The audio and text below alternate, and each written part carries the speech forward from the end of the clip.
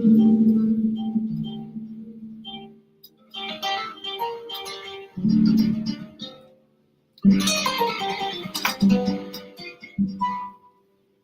I am now, never took me far. Through those open doors, where I am now. Where I am now, I'm in a special place. I'm telling all the words. Where I am now. It's now time for the most talked about radio show in the whole wide world. That's FYI Radio Show with your host, Miss Yolanda, the Lady Hinton. I'm Ed Everett, the co-host. The music that you hear in the background is none other than Miss Yolanda, the Lady Hinton, where I am now.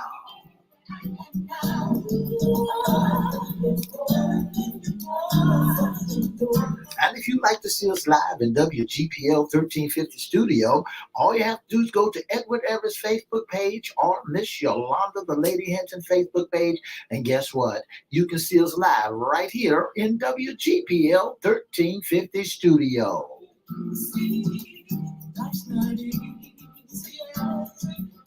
And if you want to hear us all over the world, all you have to do is go to www.christianbroadcastingcompany.com or 1400 AM or 1350 AM. Click on to Church Webcast, and guess what? You can hear us all over the world.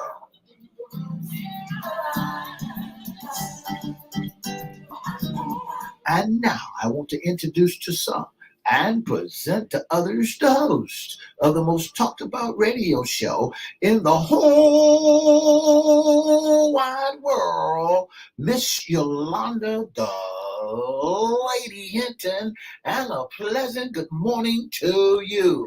Good morning, Mr. E. What a beautiful day in the neighborhood. Would you, could you, will you be my neighbor? Let's welcome our neighbors, our WGPL 1350 AM listeners. Peace, 95.3 FM and 1400 AM. Good morning. Good morning. We want to welcome Facebook Live. They're on and popping. We got Miss Tracy Porter already on the line.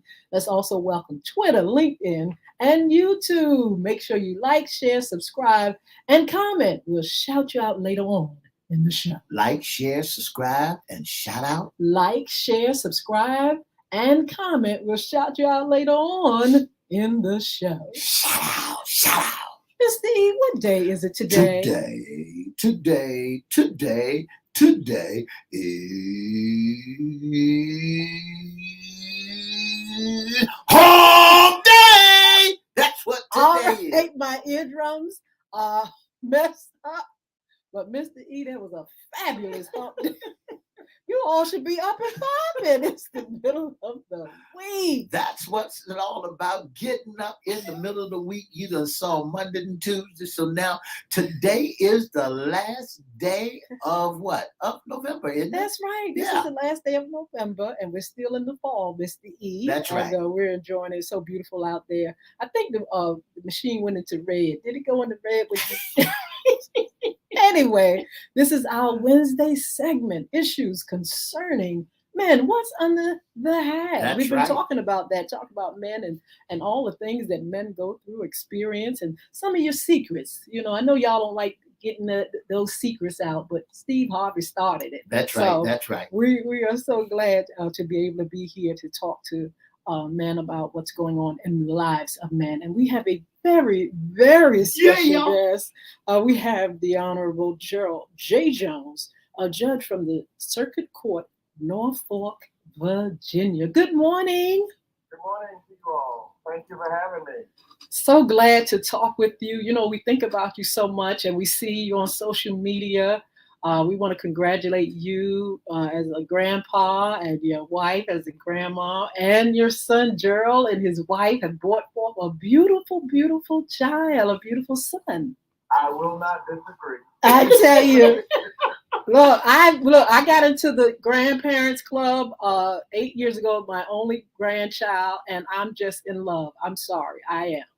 Yolanda, never, ever quite, could have imagined just how glorious the bringing, me into that club with you, to be a Yeah. grandparent, would actually be, I don't know, it's hard to put into words the love that you feel. I never thought I could love any more than I love my children. I love my wife. I love my Yeah. mom and all of those things. But, this is even different than that. It So is. I got to tell you, words can't quite express it, but I'm smiling and grinning from ear to ear. Amen. Like this little baby. No, Yeah. it's 6 months old tomorrow. So Oh, beautiful. we're just enjoying it. You know, And we still had so much to be thankful for. Absolutely. We prayed so much at Thanksgiving because God had expanded our circle. And for years, our circle had been, closing as our Absolutely. parents, passed on and things like that. Friends who, traditionally they're with us around the Thanksgiving table. But this year, thank God, we had a brand new life, and it was just glorious. It is beautiful because you actually see, you feel the future. Sometimes when you don't have, that next generation, you kind of things feel a little stale at times. And then a new life comes in. It's like, oh my goodness, look what we have here. We can see things a little bit brighter and it just feels good. It's a good feeling. And consistent with the theme that you all have for the conversation this morning, he is a boy. He is a black Yes, boy. And, absolutely. I look down at him and I feel, yes, there is hope. Yes, there is a future. Because, and I pray that this is what I look at the news, you look around town, you look around, and we have a lot of reasons to be, sad and downhearted about the things that we're seeing happen around us. But when you look at this baby, when you hold him, when you nip him, Yes. when you hold him up, it just gives us hope for the future. So I'm with you all the way. Absolutely. We want to talk about you first. We want to talk about your life, your journey. We have your wonderful bio and information here, your history.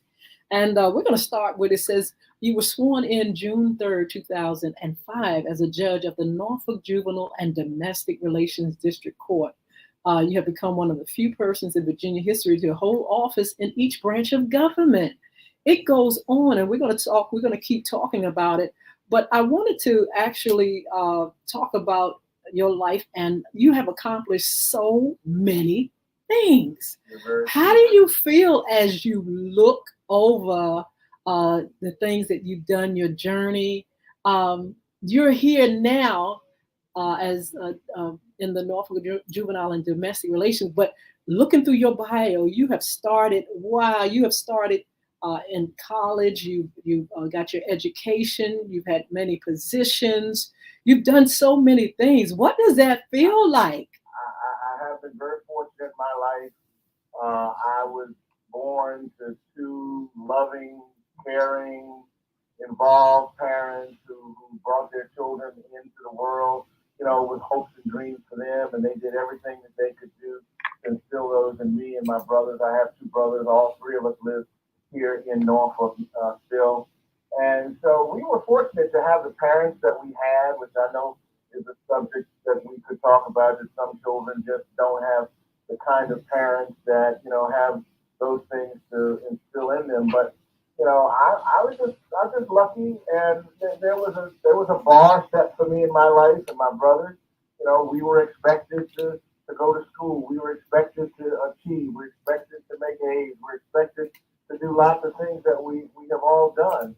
And so I would say, as much as I might have accomplished things in my own right, but it was only because I had the foundation, I had the family, I had the love of two good parents. Absolutely. And that's one of the things we want to discuss. One of the keys to success, or that foundation that's laid that causes a child to be able to move forward. A good parents, education, a great community and support system. Those are some things that really guarantee their kids, and it's not a guarantee, but those are some of the things that make a healthy environment and a well-rounded child. Let's talk about yes. Yes. Let's talk about some other things that you feel would help the community, would help our fathers, because this segment is talking about the hearts of the father and where men are. Uh, right now, where do our men stand, our African American men, and where do our children stand now, as you have been judge over Well, this circuit? over now, I've been in this is my 42nd year in the law. Congratulations. Yes. I mean, between being a lawyer and being a judge, I went on to the bench in 2005 when I started in the juvenile and domestic relations court, the family court, and now I'm in the circuit court. But before that, I was 25 years an attorney in a variety of different roles, and Yes. I was also in the state legislature, as I think you know, for a Yes. number of years. And so I have had the advantage of seeing things, of making the laws, of enforcing the laws, and so I've had a unique vantage point to see so many things in our community and in our society. The unfortunate reality for us is that we are overrepresented. We, meaning African American males, are overrepresented in too many of our negative indexes, too many of our Yes. negative categories. And so I think you know what I mean. I mean, it's Yes. just crime and the socioeconomic condition of us as African Americans, and in particular African American males, is not as where we need it to be, where we want it to be. One of the most difficult times for me as a judge is when we do the criminal sentencing. Yes. I'm called upon to impose criminal sentences and sanctions on people who have committed serious crimes. I mean, I'm Yes. talking murder and robbery and rape and sexual assault and all these things that are part of my world. And I see them come through the door from the lockup, and you can imagine, far too often it's men of color coming through that door. We do have things to be hopeful about. Yes. We have a lot of young people who are doing wonderful things. I was looking at this Griot Award show on television the other night. I don't know if you all saw it, but they're celebrating this 13-year-old Yes. black girl, Yes. 13-year-old black girl from Texas who is going to medical school. Oh, wow. You know, Yes. she is the youngest person ever to be accepted into medical school, and she has all this promise and all these good things in store for her for the future.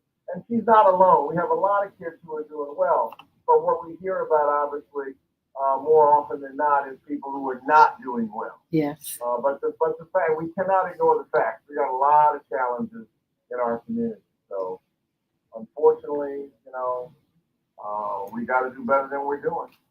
I want to say good morning again. Congratulations to you, Judge Jones. And I want to push the rewind button. Okay. Before you went into the general district court, you was in juvenile. When you Yeah. saw the youngins, young men and young women, young men's coming across the threshold, when you Yeah. begin to look at the young men and all the chances, and I know you gave a lot of Yeah. families Of course. chances after chances after Quarter, chances. second, third, fourth chances, absolutely. And I want to say thank you so much. So where did the turn come in when we got African American young men that's lost in the system, that lost in the sauce? Where did the turnaround come in, especially being responsible for upbringing of their families and of their community? Where did we go wrong at? I don't know that there's.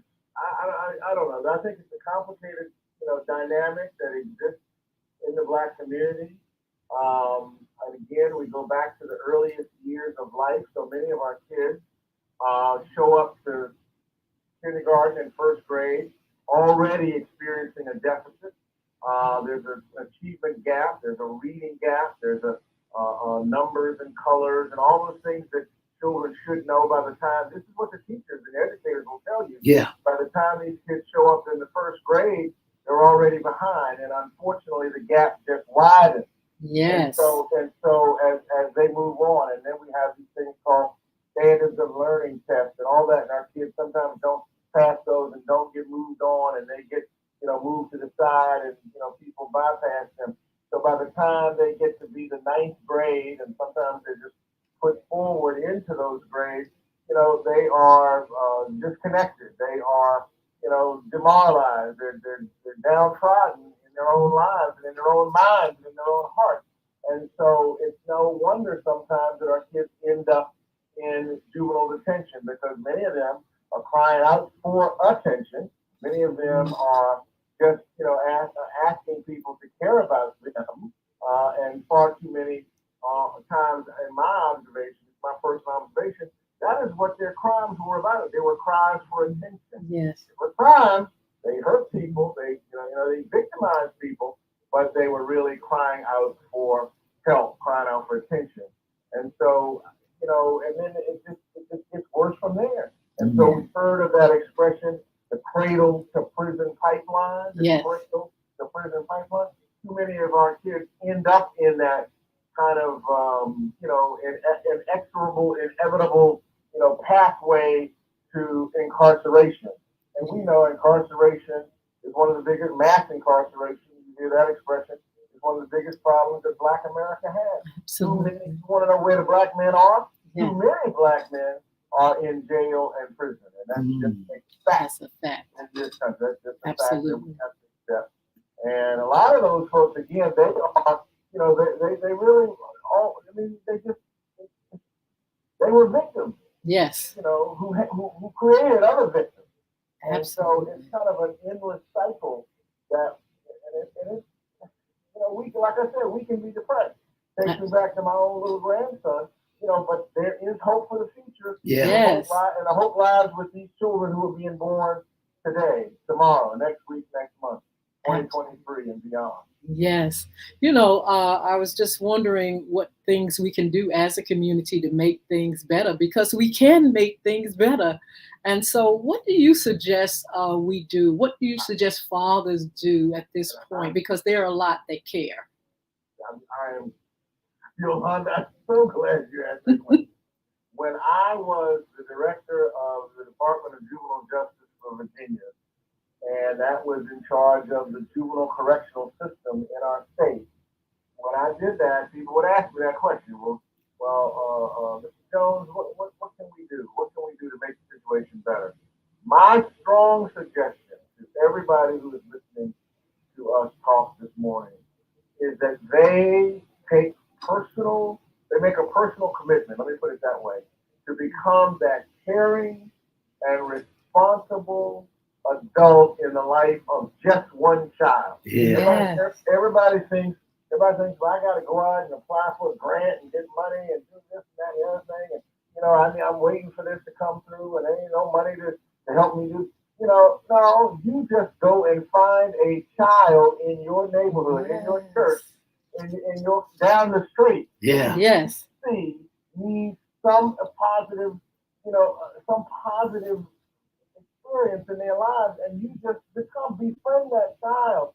You take that child with you to church. You take that child with you to a baseball game. You take that child, and have them join you and your family for dinner and listen to the dinner conversation. That was a big thing in my life. My parents always had all of us at a family table for dinner and breakfast every day. And I would listen to my parents talk, and they would talk to us about the things that were going on in our lives, and they would challenge us to do the right thing. And so, you can do that for a child. That doesn't require any money. Yes. That just requires commitment to you and by you, and encourage people, wherever you are, on your job, in your church, and wherever you may be, in your clubs and organizations, your sorority, all of these things. There are people who can become that caring and responsible adult in the life of a child who needs it. Because not all of our children have good, strong, supportive parents. Absolutely. You know that, and I know that. So that's just something that we can do. That's what I would suggest. That's what I'm asking everybody to do. Absolutely. Mentor. Some people call it mentoring. Some people call it volunteering. Some people call it big brothers, big sisters. It doesn't make any difference what you call it. You just do that it. person. And I can agree, I can concur, because so many people looking at how much money they have and what can they do, to get involved. And, and I concur, I agree with you, Judge, that All we have to do in order for us to make our neighborhood, our community strong again is do like some of the older gentlemen did us when we was coming up. Just grab us around the neck and impart in us some wisdom and some knowledge and understanding. I want to flip the script for just a little while and tell our listening audience about your amateur jazz career. Oh my goodness. Yes. You really did. He went there. A hard turn on that. I mean, yeah. Well, I started playing piano. Well, actually, I started playing drums at 5 years old. Wow. And I don't know where I got the drums from, but I started playing the drums at 5 years old. And I was enrolled in first grade at the Lindenwood Elementary School. Yeah. You all may know that school. Yeah. And it was segregated public school in Norfolk in 1960, which is when I went into the first grade. And I'll never forget the principal over there, Miss Bivens. She lived to be 104, Wow. 5 years old. God bless her. I'm still friendly with her family today. She saw I had some talent. And you had to be in the sixth grade to be in the band. All right, the sixth grade is when they had band in school in those days. I think still it is. But I was in the first grade, but I was playing this drum. And so she said, well, that Jones boy is going to be in the band. So I was in the sixth grade band when I was 6 years old in the first grade. So that is where my musical career started. And at 6 years old, my parents started me on piano lessons. I took piano lessons from Miss Sarah Hathaway on Huff Avenue. Yeah. She taught children piano down in her basement. That's right. Of her home. Some of y'all are old enough to remember Miss Hathaway. She would have those annual recitals at the Bank Street Church, which is the old Bank Street Church, which was downtown on Bank Street at that time. So anyway, I started playing piano, and so then so I was playing drums and piano all the way up until 1963, when my parents took me to see the late, great Louis Saxmo wow. Yeah. concert. One of my most prized possessions is a picture. I'm looking at it right now. It's one of my most prized possessions is a picture taken of me and my parents with Louis Armstrong and Mrs. Armstrong, who was with him that day when he played a concert in Norfolk, Virginia, at what we used to call the arena then. That's right. They call it, I think, the Harrison Opera House now. Oh, and wow. So I sat there hypnotized, literally hypnotized by Louis Saxmo, who was greatest, one of the greatest jazz musicians ever. That's right. So when I told my mother tells the story, that night I turned to her and said, I want to play the trumpet just like Oh, Louis. that is so sweet. And I already played the drums and the piano. So when I got to be in the sixth grade now, that's when I started to pick up the trumpet, and kind of the rest is history. And I played trumpet in the band, the marching band, all those things from that point forward in my life. And then after college, during college, I started playing with, combos, they call them, groups.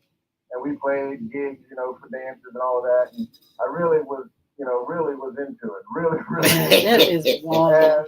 And so when I finished college, I said, instead of going to law school or something else like that, at that moment in time, I said, I'm going to go to become a jazz musician in New York. And that's what I did. My mother tried to die. It remembers my mom. That's right. Yes. Very well. And she tried to die. But anyway, so I was up there, and I was a starving artist, starving musician, playing jazz in New York and New Jersey and around like that, until I kind of starved my way back home. I had just enough money to get across the Chesapeake Bay. Starved my way back home after a while and said, okay, I got to go.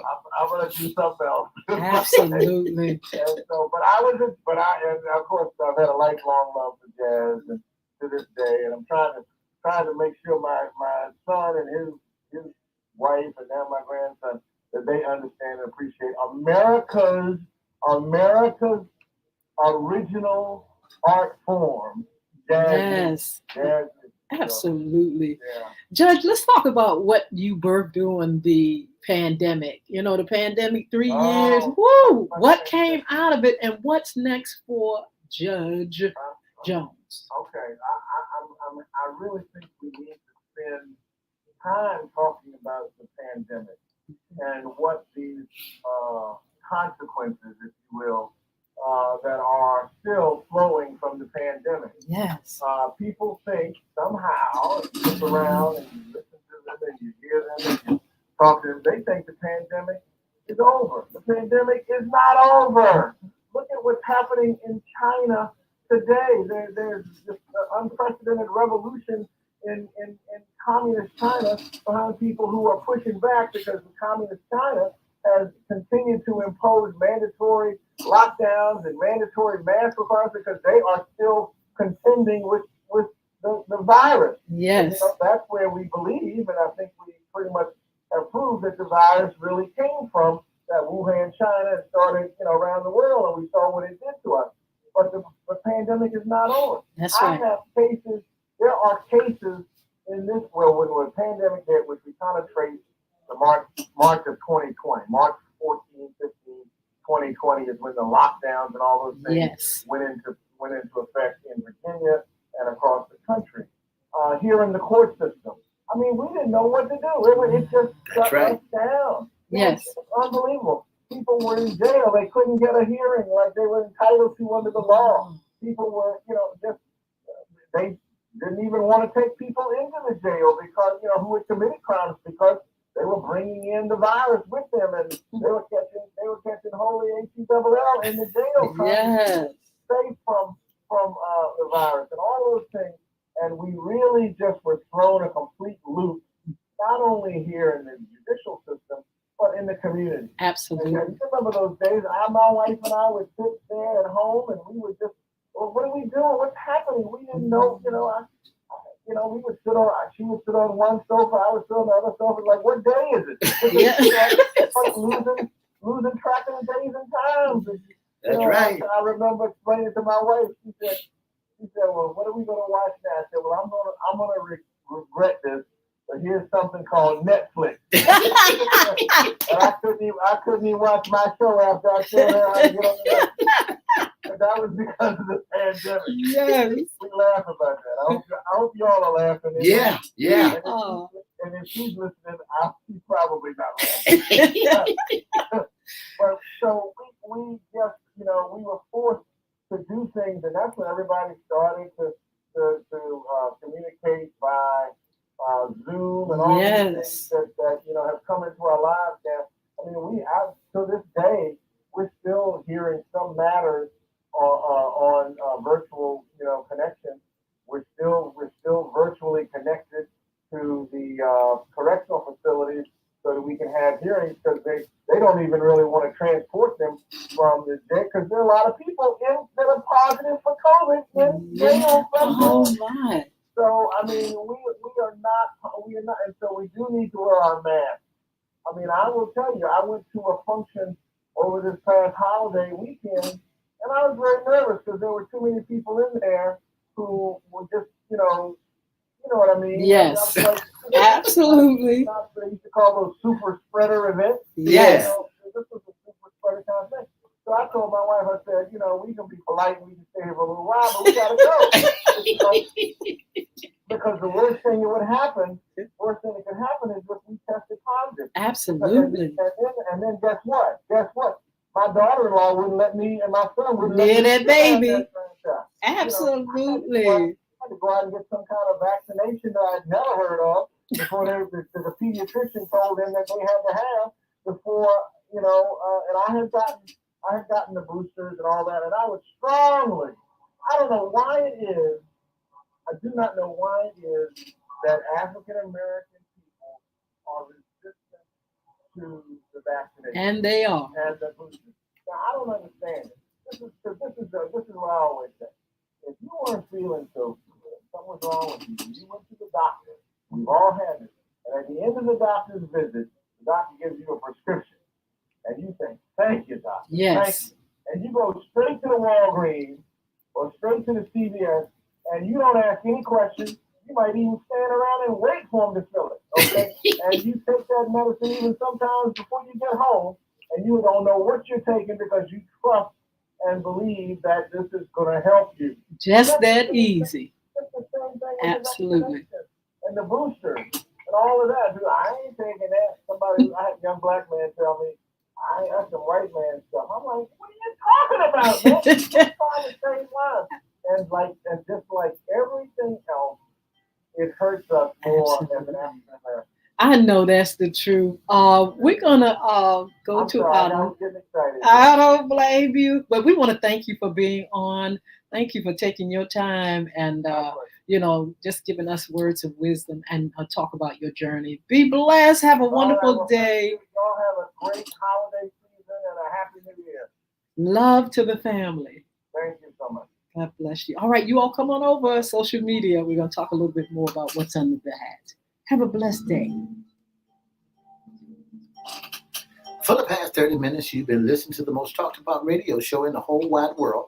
That's FYI Radio Show. Our special guest has been none other than Judge Gerard Jones. Don't forget to join us Monday, Wednesday, and Friday right here on WPCE 1400, WGPL 1350, and Peace 95.3. Oh, wow, Mr. E. We wish we could have kept him on a little bit longer.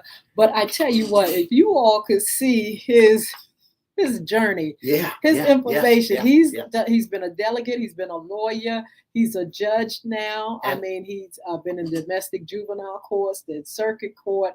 I mean, just continuously moving forward. And his son is just like him. That's They're right. very, very productive.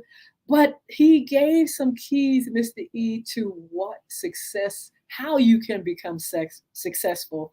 First of all, being consistent, having good family, foundation, education, just a mind to just be around positive things. And even though he had to deal with a lot of negative things in the field that he's in, he still keeps that feeling of wanting to have better and be better for his children, better for his grandchildren, his family. It's a great mindset, and we just, we're hoping that all that he's doing just really spreads out into the community. And he said something that was so positive, Ms. Hinton. Well, all he said was positive, that he said something that will help our community to grow. He said this, he said, each one of us should reach out to each one of our children, our community children, and begin to take them around and educate them and hold them close to us, have dinner with them, and instill in them and teach them. Yes.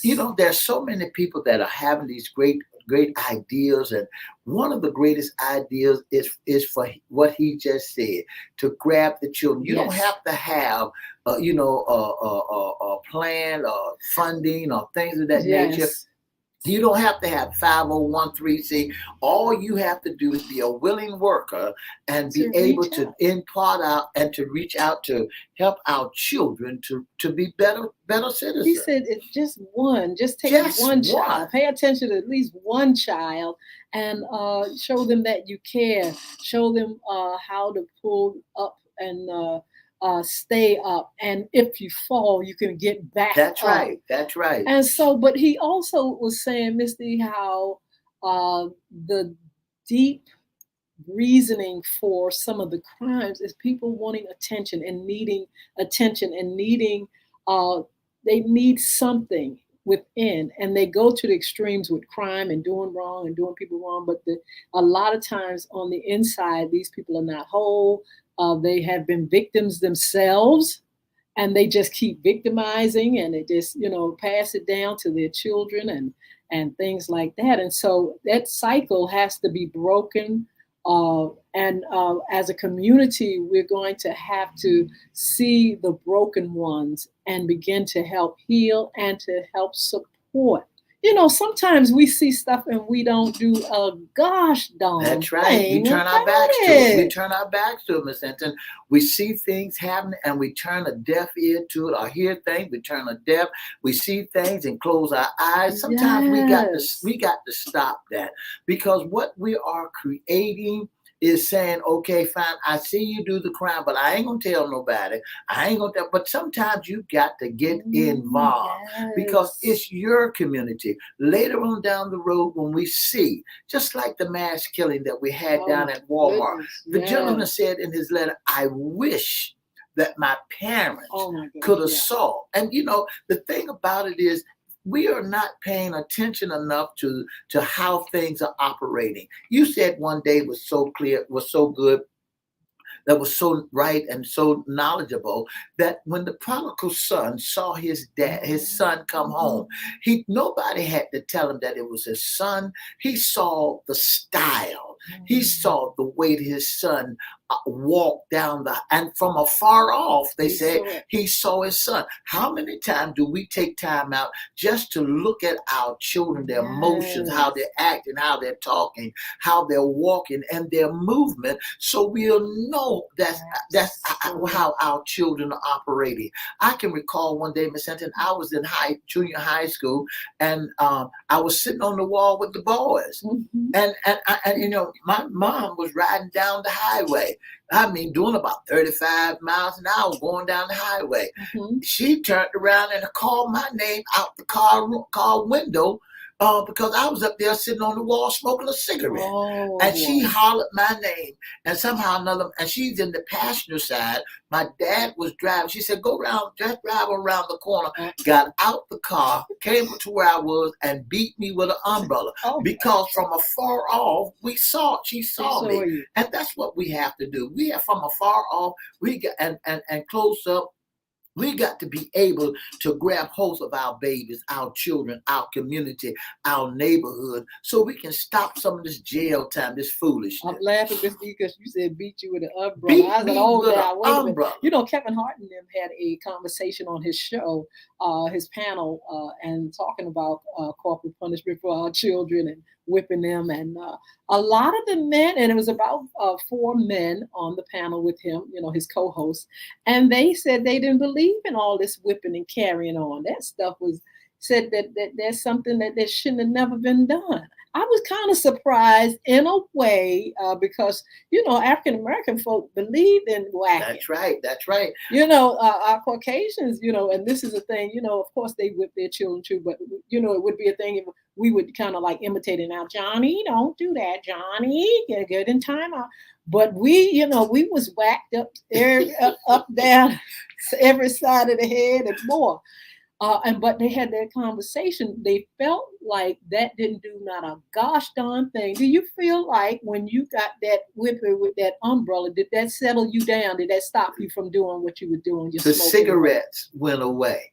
Cigarette. You did stop. The cigarette went away. But all the other stuff. But I was afraid that she'll come around that corner again. But then it worked. It worked. See, here's what when we look at it, this is another show. Here's when we look at the disciplinarian. Black folks was always been disciplined when they didn't do right by massa. Massa will whip you and use you. You feel like that's where we got it from. That's right. Where they got it from. Instead of talking to you, massa will whip you. And then he had another African American or somebody on the plantation to whip you also. So now when we came along and after we got freedom, we said, okay, in order for us to discipline, we got to put that tar and feather on him. We got to whip him.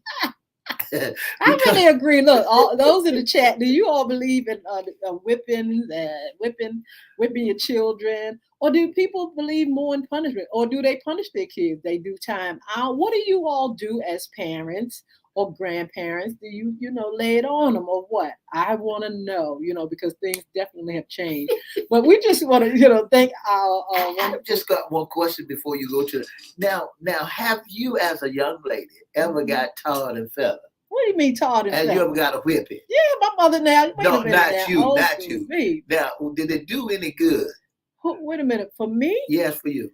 I think so. Some of that, but I feel like some of the whippings were excessive. I think so. I really do. But I think that there's some things I think you should balance it with. You don't have to whip every time. You don't have to spank. And let's not say whip. Let's say spank, do the little spanking thing. But don't start taking trunks off trees and cords from iron. And that's what people did. Talk about, throwing stuff at children and all that stuff and running around the house talking about you ain't, let's stop that kind of stuff. I'm hoping that parents don't do that. But I tell you, my mom, it was 7 of us, Mr. E, and she was 4'11", and she was not gonna let 7 great big tall, look, 6 feet, yeah, some 6 feet, some 5, 6. She won't. You won't go rule at. You won't gonna rule her home. And so, yeah, back then, yeah, they had to whip your hind parts. Did you whip when you was with your children? Did you My test? kids used to laugh. I thought I didn't even know how to whip. We I used didn't to. want to whip them anyway, though. But I try.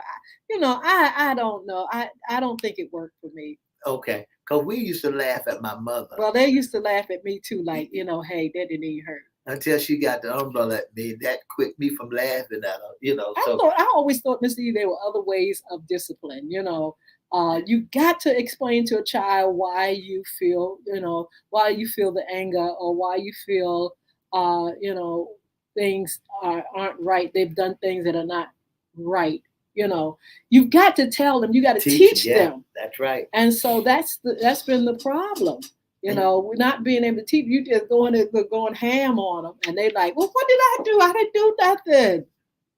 But you got to, have to teach them lessons, and also teach that there are consequences. That's right. Because That's I right. tell you what, when you go into the system that we talked about with the the judge, honorable right? judge, honey, they're punishing you for doing some stuff. That's right. That's right. And he's Yes. got to throw the book at you. He's got to do what the book says do, because he gave you chances. Here, he started out, Miss Hinton, in the juvenile. Mhm. As young children, young folks, he saw, when they got of age, coming across the board and gave them chances to get it right. And then he went from being in the juvenile Yes. to the big house, and where he has to sentence Yes. folk and come in in the lockup with chains and shackles on them. Now he's got to really throw the book at them, and so when you're doing that, when you're punishing a man, when you whipping a man, when you chastising a man, and he said that the best thing that we should do is to take time out and grab hold. Whoever thought about that? To take somebody under your wings and begin to teach. Absolutely. So we want to thank the Honorable Gerald J. We'll have Jones, him back too. Judge of the Circuit Court in Norfolk, one of our friends, and we just thank God for him, his son, and family, that they have been in the community and dealing with the law and doing great things. Gerald Jr. ran for a delegate. He won. And then he decided to do other things and raise a family, which I thought was honorable as well. They're very happy. We want to shout him out, and his wife and his new little baby, so beautiful. And we just thank God for people that want to really go forth and be productive. Men, that's as we talked to the honorable judge, he wanted to show the picture of his job and what he did, but he wanted to paint a picture of hope, and also the fact that there are men, and a lot of men, that are doing some great things. That's right. And so even though we have an element in our society that have gone astray and have found themselves incarcerated, and there's been a lot, he said, but there's still so many that are doing great things, raising their children, working hard, wanting to be the best. We just have to paint a clear picture, and we have to do it fair. There are a lot of men that just really want the best for their families, and they're growing their families up. We have to definitely keep trying to reach out to those that don't have the support, don't have the education, don't have the good parents or parenting skills, because what's going to happen? They're going to find themselves in a system, and they're going to be locked up. The system is set up to lock folk up. That's You've right. got, you've got people looking and doing all kind of things, saying, "Look, we want your child. Look, when they turn 3 and they bad, we want them. We're going to build jails and stuff just to put them in." That's right. Because we need to keep this business of prison going. I like what you said. It's a business. It's a business. It's a business, and what is happening is and we are parents or adults are paying for the business to continue to keep on running. When you started talking about that business, Ms. Hinton, I begin to think and visualize about what the business is like. I ain't never seen a penal system or a jail system with a McDonald's or a Burger King or prisoners walking around with cell phones. You know, What do you say, McDonald's? Cell phones, flat screen. It's country club in there. You know? Yeah, it's country club in there. You know, I mean, it's more, you know, of it's not a punishing situation. It's not as hard as folk would think. You can get a hot meal. Normally, you get the slop on what's on the at the cafeteria. Now you can sit back, get your canteen, and folk can send you a cell phone. You got a cell phone in the jailhouse. You can call anytime you want. You ain't got nobody monitoring your calls. You ain't got nobody, you know. I mean, come on now. You can conduct your business from the cell phone, from the cell on the cell phone. Well, maybe hopefully that's not one of the reasons why people don't mind going in there. Because I had somebody tell me it wasn't that bad in there. You know, they said they had paid their child support, went in there for maybe less than 3 months, and they was like, well, you know, it won't that bad. You know, I'm like, oh Lord, when is jail? But not that bad. I mean, you want to be locked up and have all your privileges taken away? You know, Miss Hinton, when I hear stuff like that, when I see folk or hear people saying that jail ain't that bad, I kind of shrub away from, because the thing about that is it makes me it's so eerie to know that folks, the penal system is a piece of cake. It's a walk in the park.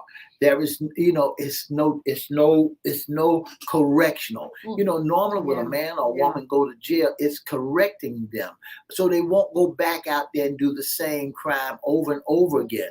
So now, you know, it's jail has become a revolving door.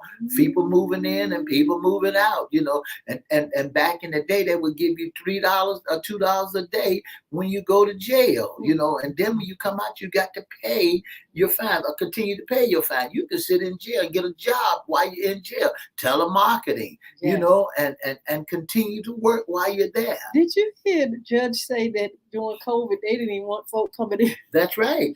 You know, and it was just a mess, you know, dealing with COVID and, you know, people committing crime, but you was like, look, you can commit crime, but hey, we don't want you in here spreading that stuff, or either, you know, they letting people out. That's right. Because of COVID. You know, one of the things I like about the judge, I'm going back to the top part of it, is this is what we need to do to help raise great men. I think that it's each one of us grab a child, a little boy, by the hand and instill in them. He couldn't have said it no better than that. If we grabbed a little child by the hand, a little boy, a little girl by the hand, and teach them and impart in them, we wouldn't have to have all these organizations that's not doing diddly squat with them. You know, we wouldn't have to wait until we get funding before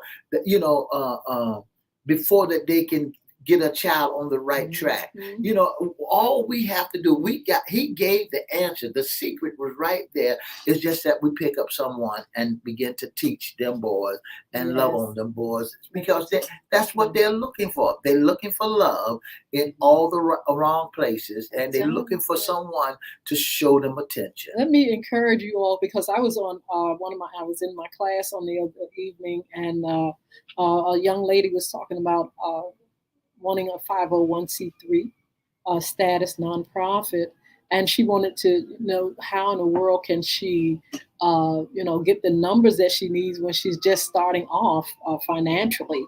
And so she said she would reach out to some people, and I had put into the feed, into the chat, that I was a 501c3 since 2004. And I wanted to encourage her, and I want to encourage those that are listening. You can start an organization, but let me tell you something, how wonderful and spiritual it is, because this is a calling. This is something that God calls for. He said, when you give, you lend to the Lord. And I'm not saying that everybody in your program is poor, but I'm just saying poor in heart or poor in spirit, or either some of them may be financially, deficit. But if you just started, you would be surprised the things that happen as a result of you wanting to support the community, to support parents and guardians, to invest in the lives of people.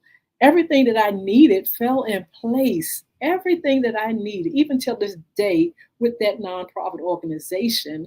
And we're not the big United Way. We don't have to be. Yeah. But we have had girls and young men come through those programs since 2006. Yeah. And these are successful people that we have planted in their lives. Although they may make mistakes, they understand what success looks like. They work toward being well-rounded. And that's all it takes. Everything that you need will happen. So in the nonprofit world, I know you all have heard of this cliche, putting the horse before the cart. Putting the cart before But the it's mule. the cart before the horse. It's backwards, meaning start it now. And I'm telling you, things will happen for you. You would not even believe in this nonprofit world, the partnerships, the collaborations, the sites, things that are available, people that are there to assist and aid. Everything you need for your program is there. And so it's no excuse. Don't worry about, I can't get a grant, honey. God will provide. That's right. I like that. For a long time, a lot of people was afraid of getting these 501(c)(3)s, especially in the church world. They was afraid of them because, one, they didn't have things in place. Yeah, and they hear so many horror stories about, folk come and make surprise visit and you ain't got that in place, but you done got your grant money. Mm-hmm. And so, and like you said, God will provide. God will provide and we'll take care of the need. Yes. And you got it right there. All you just got to do is work it. Absolutely. And use what's in your hand. So, Mr. E, we're going to move on.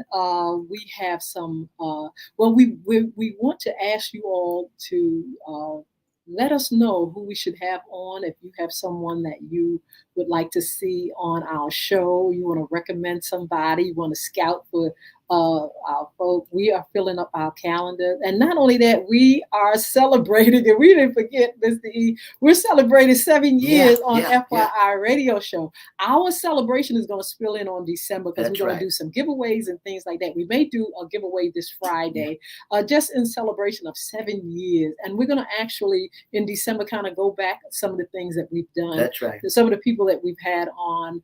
And we're just going to, we're going to celebrate. We want you to celebrate with us. That's right. Look, I want to say good morning to Diane Carter, Katrina Brown. We have James Overton on, Sheila Robbins, Desi Combs. We have Roberta Carter, Tracy Porter, and all you all that are on. Good morning. Thank you for joining us. God bless you, and thank you so much for your support. And so, Mr. E, we are looking to fill our calendar. That's right. We're going into the Christmas holidays. That's right. We're going to have some fun giveaways, a That's time right. of giving. But Mr. E, in a little bit, he's going to tell us how you can be a special guest, a sponsor intern with FYI Radio Show. And Mr. E, I don't want people to forget about Monday evening. We are looking to fill our calendars with folks that want to come on, share their stories, talk about things that are happening in the community, just letting us know about your talents, letting us know some things that we should keep in mind, information and how we can expand ourselves in a more productive way. We're looking for people like that. We're looking for people that are going to talk about issues of today and some of the things that we discuss on this show. It will spill on to that other show. And not only that, during the Christmas Yuletide season, we're looking for bargains. Somebody who's looking for a bargain, or someone who needs some help. If you know some, that needs some help as they travel, and you got a place where you can help somebody, let's do that. Let's help our community to rise above mere survival and grow. We're in this thing together. Yes. It's not an I thing. It's not a my thing. It's an our thing, because all the information that we give to you, we have did research, we have target people that for the best interest to bring the best to you. Take, for example, we had the judge on our show. Mm-hmm. The judge has been in the business for a long time in Hinton. Yes. He was once in the juvenile, and then he went into the Norfolk big boy court, I call it, in the Circuit. That's general right. circuit court, Ooh, and he's the main Lord. man, the head man over Yes. all the rest of the judges down there. So he's in charge of all of them. So he done seen them come in and That's come what he out. said. So now the thing, he knows what we need to do in order for us to stop that revolving door. So try this, my brother and sister, because this is great information that he has given unto us. Try helping somebody. Try, he said this because he's got a great big beautiful grandson, and he wants to see the best. And like Yes. you and I, we want the best for our children. I got 18 grandchildren and one great grand, and yes, I want to see the best for them. I don't want them to go to the left or to the. I want them to stay on the course. So I'm just saying whatever we can do to help our children rise above, because we want to keep them from making the mistake they're gonna make mistake, Yes. but let them be aware of the things that they're doing and Absolutely. helping them along the way. Absolutely. So we again we thank the judge. He taking his precious time to Yeah, be with us, and we thank him for his life, his all the things that he's instilled in our community, and the fact that he has to deal with that type of industry. Woo! Woo, that is amazing. That's right. But in the meantime, yes, we want to make sure we fill our calendars for December. If you all know someone that should be on our show and that's doing great things or doing things, giving information that we need to have, especially during the holidays. Mr. E was talking about, talking about how people, teach us how to do certain things. We also always have, being safe, our That's safety right. tips. That's right. That's right. I need Miss Shannon Blanco, my grandson's mommy, to come up here and talk about how you can save. She is a Save some money. whiz, That's right. and so we want to have great topics, fun, open up phone lines, and do a lot of things that just to make the air feel like celebration. We want to celebrate. Here's a safety tip that you got to do. If you're going to buy anything online, they said do not do it by your cell phone. Oh my goodness. They said do it by your laptop or your computer, so you can see the realness of everything that you're purchasing. Absolutely. So that's a safety tip. Monday evenings, some of you all we can pull you into our feed and talk about some issues of the day or of the week. We can serve that tea. So some of you all that are on, Katrina Brown, Sheila, Roberta, and if you want to be seen, you don't have to, you can just use your picture. But we need to hear from you all. We need to have a dialogue in the community about what's going on. We need to have a dialogue about the holidays and just making it fun. So please, we would love for you all to participate in our Monday evening, 6 p.m. Show, FYI After Dark. Please, please, please. We would love for you all to be a part of it. All I need is your email address, and we can come on and we just talk about your opinion and things like that. Nothing that just to have a laid back time on Monday evenings and give information and updates and things like that. And don't forget that we're getting ready to do a twist in sports world. I mean, in sports talk. The twist is getting ready to go now they're getting ready to come into the playoff times. And then those teams who we are looking at, who's now getting ready to make that turn to start playing in the contenders realm, and those who did not make it, let us know about who's your favorite team, and if you want to dialogue about your favorite team, I love that. Let's don't get to the point where we're going to talk about the Commanders, and my division and what's going on, because talk about all that, we want to talk about it all. We want to talk about it all, absolutely. Because we got a great big barn burner coming up, Miss Hinton, real soon. Absolutely. Well, we're going to be discussing that, but we want you all to get involved and tell people about our shows. Tell them about FYI Monday, Wednesdays, and Fridays, 9:30. Tell them about After Dark on Monday evenings, and make suggestions of some of the things that you feel we should discuss. Also, the Ladies Pies. Oh my goodness! I just want to say thank you to all you all that have supported the Ladies Pies. All the orders that are coming in. Thank you so much. You can get a pie or 2 or 3, or if you know anybody that has a special event, a special occasion, please make sure you all get them. You all that know people that are doing something on a weekly or monthly basis that they need desserts and things like that. please let me know or let them know about the Ladies Pie. Also, I want to thank y'all who's out there buying that book. Bullying is right underneath your nose. I was telling you all it's in hard copy, ebook, and Audible, and the sales for Audible is coming into. Thank you all so much. Bullying is right underneath your nose. You can get it on Amazon, iTunes, Kindle, wherever books are sold, you can get it. Book Baby. Please support. Thank you so much. I was so pleasantly surprised as I see the accounting coming in for the Audible. I was just so pleased. Thank you from the bottom of my heart. Also, the music is up there. Please make sure you follow us on social media. And Mr. E is going to give you ways of being on the show, sponsoring and being an intern. Also, don't forget, please, mothers, please, women out there, daddies, if you have girls that need to be in a wonderful program, it's a free program, please let me know, inbox me, girls 10 to 17, and let them be a part of a very successful program where they can see success in a lot of great things. Miss E's going to tell you how to be the special guest sponsor intern for that FYI Radio Show. If you'd like to be a special guest sponsor or intern, give us a call at 757-714-7861 or inbox us at Edward Everett's page, Miss Yolanda, the Lady Hinton page, our FYI page, or send us a Gmail at FYIRadioshow@gmail.com. That's all you got to do is say FYIRadioshow@gmail.com. Inbox us and let us know, hey, look, we'll get back with you as soon as possible, investigate, do what we got to do in order for us to have a great show to bring to you day in and day out. Don't forget to join us on WPCE 1400, WGPL 1350, 95.3, and on Monday, WMVA 88.9 FM. I'm very excited. I want to say happy birthday. Diane Carter has birthday coming up soon. Please let me know exactly the date. I know it may even be tomorrow, but let me know because I want to get together with my friend and all you all. Hopefully we'll get a chance to do some things together, and please just stay with us, and thank you so much for your support. Happy anniversary, Mr. E. Thank you so much, and the same to you. Be blessed. We'll see you back here on Fun Friday. 2 up, 2 down, VA.